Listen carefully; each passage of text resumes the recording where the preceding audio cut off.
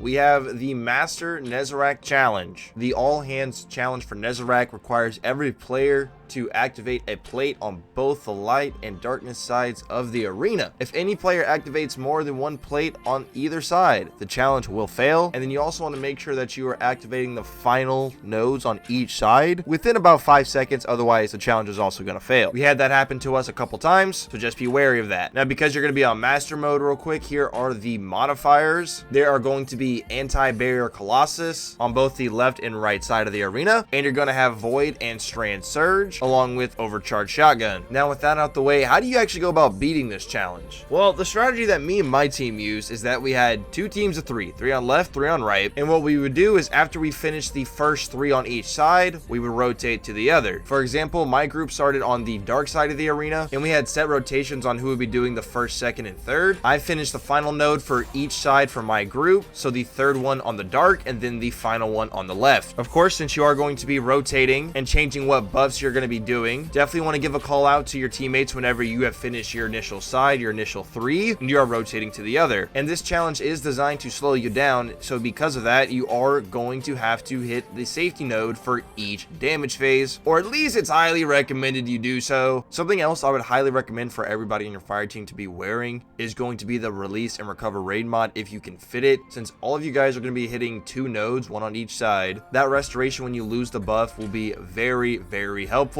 in keeping yourself alive, because it can be really annoying when those anti-barriers or just even the normal Colossus in the middle slows you with that arc barrage, and then Nezarec hits you with the CD collection and you're just dead. So yeah, I really recommend at least everybody have 1 copy of that mod on them. And since everybody is having to worry about their own node on each side, everybody's moving around through the arena, it can slip your mind pretty easily that, oh crap, we still have to worry about Nezarec and shooting his shoulder crit spots and his chest crit spot to stop hitting you with the hatred and shooting your runners in the air. Because if that boy Nezarec goes unchecked, you're just gonna be getting booped in the air and you're not gonna get anything done. So what we did is that we had the third person in rotation on each side, me on the dark side and the Johnny on light side, give a bit more focus to Nezarec, especially initially while the other 2 were running. Then after we completed our first 3 on the dark side, I would focus a little bit more on Nezarec, and the other 2 teammates would go deal with the anti-barrier Colossus. Shoot his crit spots, get the information that you need for your safety point, and we generally had the first or second people in rotations go ahead and make the safety point. I'll tell you right now, me being the final one in rotation, I never made a safety point. Another thing that could be useful are a pair of Aeons to finish the champions for some extra heavy, if you can do so. This challenge is definitely a little bit tricky and can definitely be a bit annoying because this encounter can be really chaotic, and having to have everybody